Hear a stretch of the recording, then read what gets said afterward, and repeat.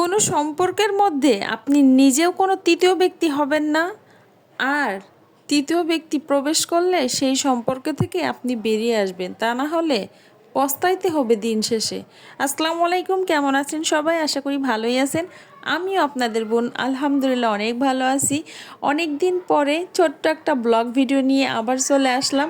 আশা করি সবাই ভিডিওটা দেখবেন। মা মেয়ে শুক্রবারে রেডি হয়ে বাইরে বেরোনোর জন্য একদম তৈরি ছিলাম। তো বিকাল হলেই যেন শুক্রবারে মনে হয় যে একটু বাইরে যাই, একটু ঘুরে আসি। তো শুক্রবারে রাস্তায় কিন্তু প্রচুর ভিড় থাকে আমাদের এলাকায়, কারণ অনেক দোকানপাট বসে। তো ওখানে তো বাকে নিয়ে একটু হাঁটতে যাই বিকালের দিকে, যে একটু সারা সপ্তাহ সব সময় বাসায় থাকা হয়, একটু বাইরে গেলে বাচ্চাদের মনও ভালো থাকে আর আমাদেরও ভালো লাগে। তো সেই কথাতেই যা গিয়েছিলাম। আর আমি বাইরে বেরোই না, একটু ভিডিও করতে পারি না, এত ভিড়ের ভিতরে মনে হয় যে আমার মোবাইলটা কেউ নিয়ে নিবে।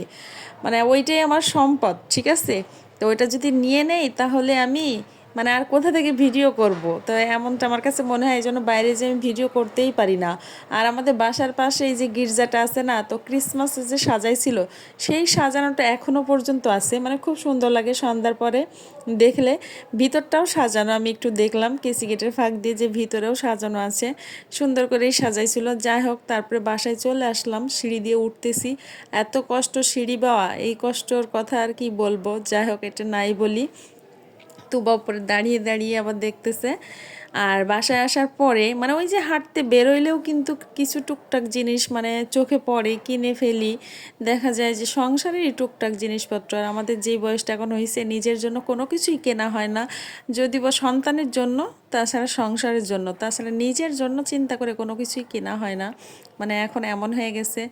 যাই হোক, এই বাটিটা আমার ভালো লাগলো, সেটা কিনে নিয়েছি। আর টুকটাক সংসারের জিনিসপত্রই কিনছিলাম। আর আমি যেটা বলছিলাম, তৃতীয় ব্যক্তি আপনি নিজেও হবেন না, আর যেখানে তৃতীয় ব্যক্তি থাকবে সেখানে আপনিও থাকবেন না। কারণ এটা এই তৃতীয় ব্যক্তি যেখানে থাকবে, তিনজন যেখানে থাকবে, সেখানে হচ্ছে শয়তানের বাসা, ঠিক আছে?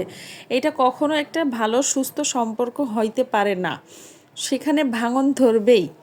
আর বদনাম হবেই আপনার নামে, আপনি না থাকলে আপনার নামে, আর আরেকজন না থাকলে তার নামে, এটা হবে, এটা বাস্তব কথা। আর এই জন্যই বলি যে তৃতীয় ব্যক্তি যেখানে থাকবে সেখানে থাকবেন না, সেখান থেকে দূরে থাকবেন, একা থাকবেন, খুব ভালো থাকবেন। তারপরেও তৃতীয় ব্যক্তি ওখানে না থাকাই ভালো। আর আমার কাছে সব থেকে মনে হয় একা থাকাই বেস্ট। যত মানুষের সাথে মিশবেন, বর্তমান ফেসবুকে খুললেই দেখতে পারবেন যে কি অবস্থা চলতেছে। এই জন্য মানুষের সাথে না মিশে একা একা থাকা অনেক ভালো। একা থাকবেন, শান্তিতে থাকবেন, দিন শেষে একটা ভালো ঘুম দিতে পারবেন। কিন্তু সবার সাথে মিশলে দেখবেন আপনার চোখের ঘুমটাই হারাম হয়ে যাবে, সারাদিন ওই সব চিন্তা ভাবনা, আর মানসিক একটা কষ্ট পাবেন, আপনি মানসিক রোগী হয়ে যাবেন।